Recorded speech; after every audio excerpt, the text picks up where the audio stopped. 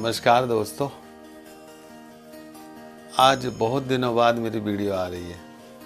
उसका कारण ये था कि मैं बहुत दिनों से बीमार चल रहा था, लेकिन अब मैं बांके बिहारी की वजह से पूर्णतः स्वस्थ हो चुका हूँ।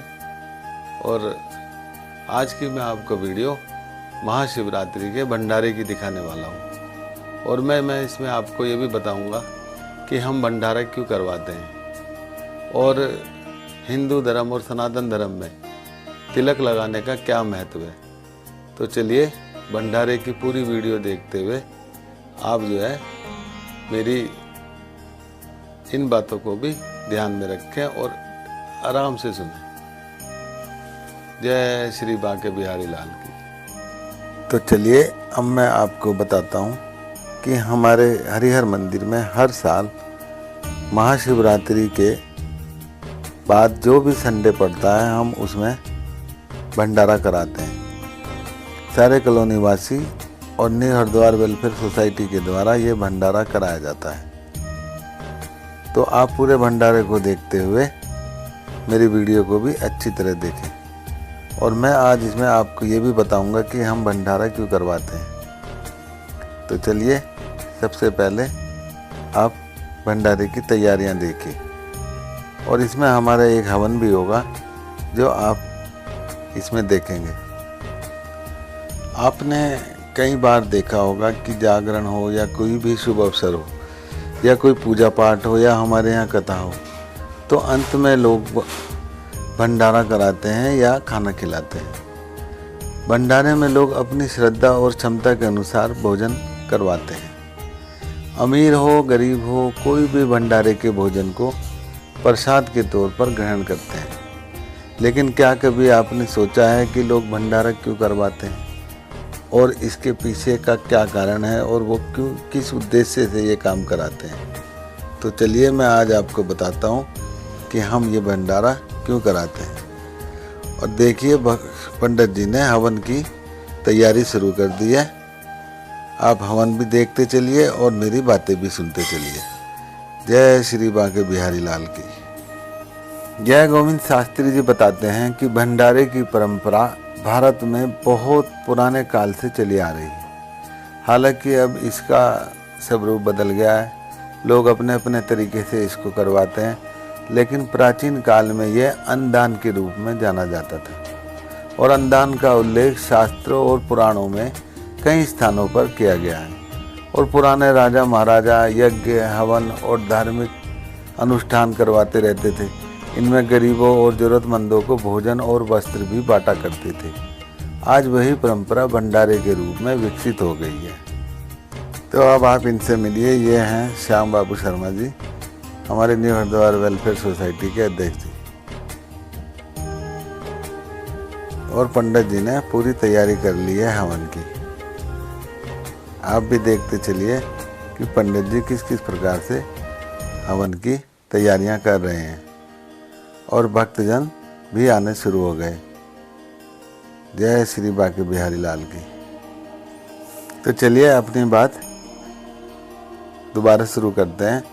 तो शास्त्रों में हमारे बताया गया है कि संसार में सबसे बड़ा दान अन्नदान है।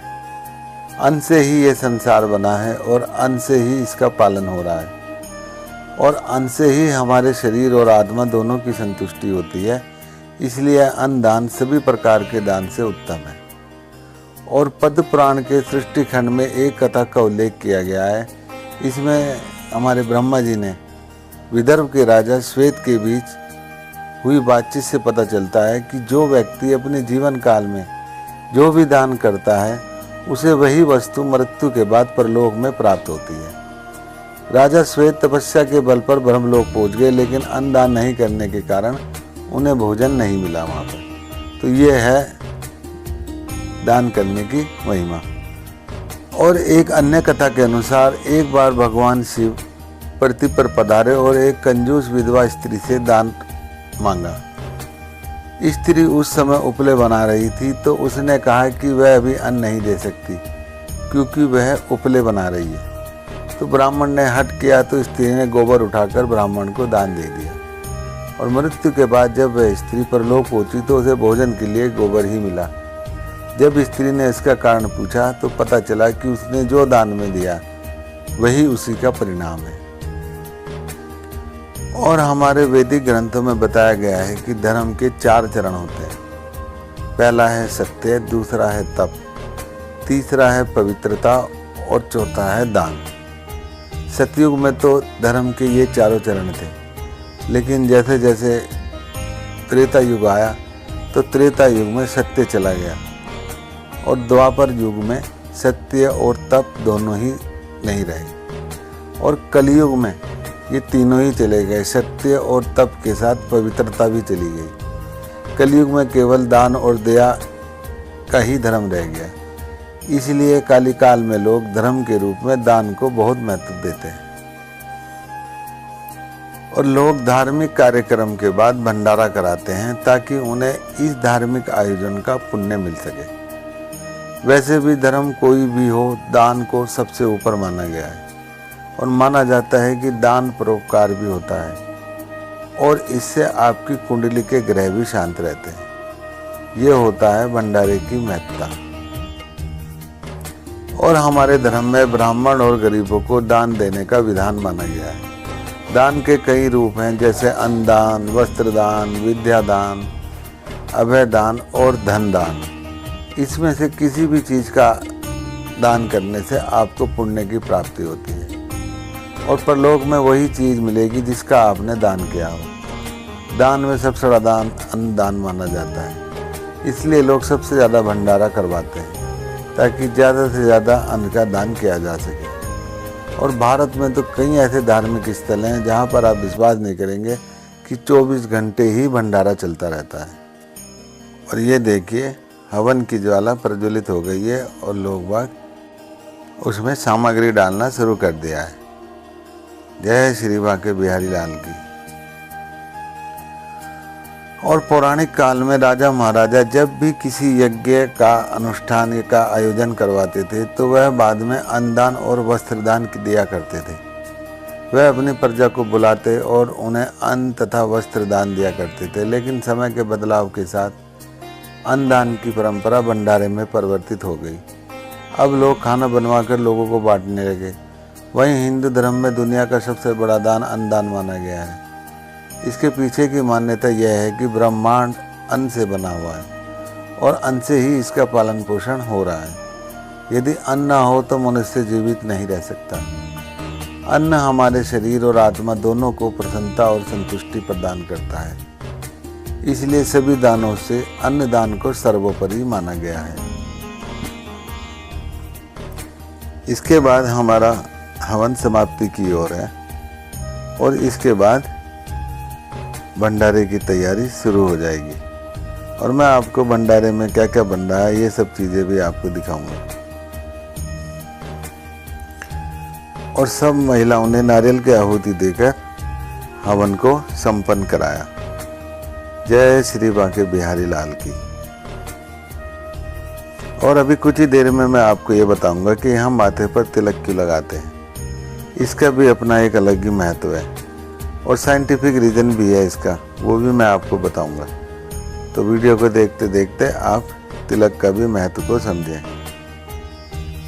और ये देखिए, आरती शुरू हो गई है और सब लोग बारी बारी अपनी अपनी आरती लेंगे। जय श्री बांके बिहारी लाल की। जय श्री राधा रानी मैया की। आप अपने घर के आसपास कभी भी कुछ इस तरह का आयोजन हो रहा हो तो आप वहां जाकर जरूर बैठें और आपको पता ही नहीं चलेगा कि आपका कब समय गुजर गया भगवान के ध्यान में। यही होती है हमारे हिंदू धर्म की विशेषता।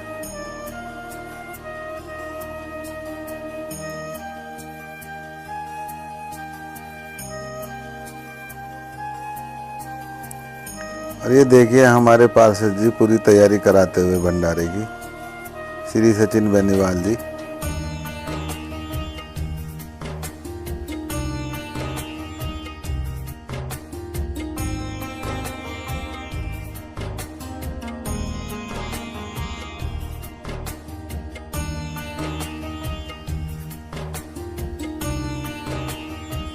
और ये देखिए हमारे मोहल्ले के युवा मनोज धीमान जी और राम किशन जी। ये देखिए टेबल वगैरह सब लग चुकी हैं। अभी मैं आपको भंडारे के पीछे लेकर चलूँगा। ये है हमारा 26वां विशाल भंडारा।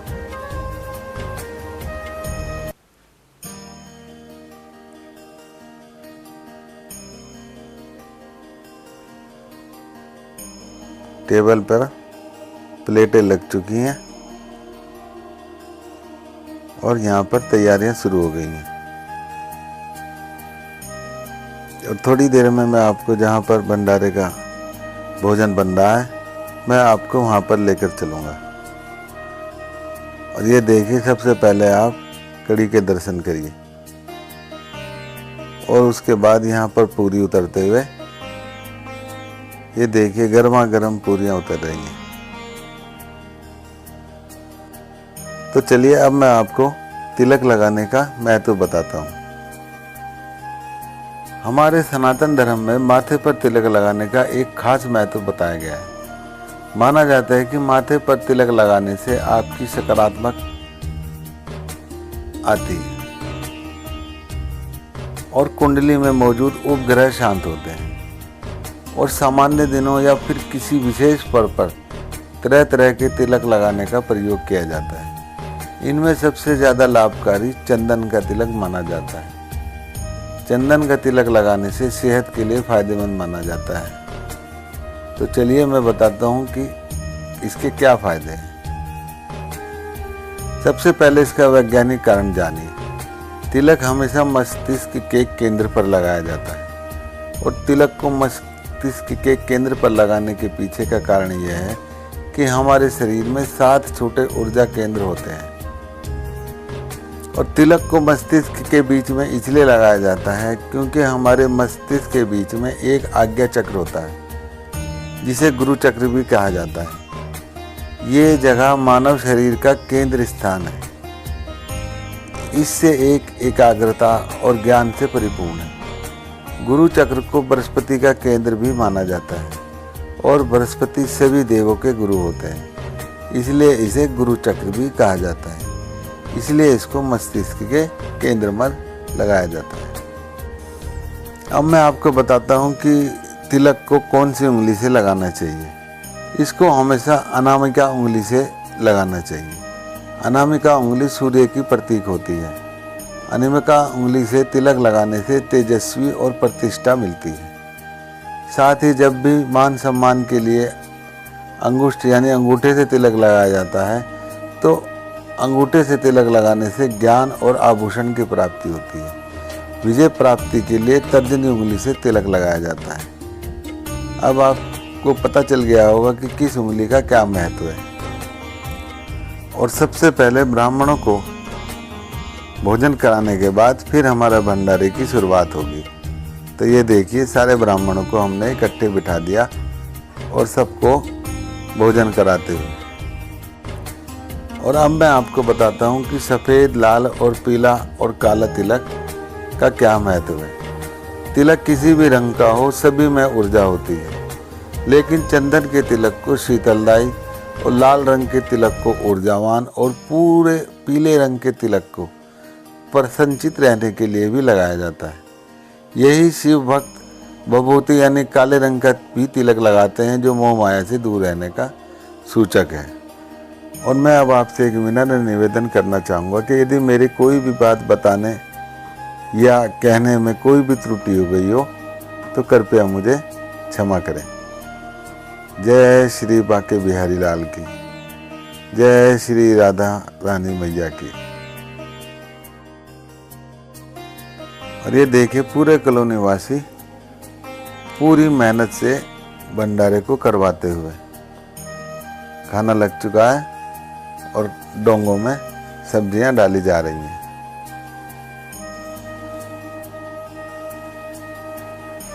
सब लोगों ने अपनी अपनी पोजीशन ले ली है जिससे कि किसी को भी किसी प्रकार की कोई समस्या ना हो। और देखो कितने भक्तजन आ रहे हैं। जय श्री बांके बिहारी लाल की, जय श्री राधा रानी मैया की।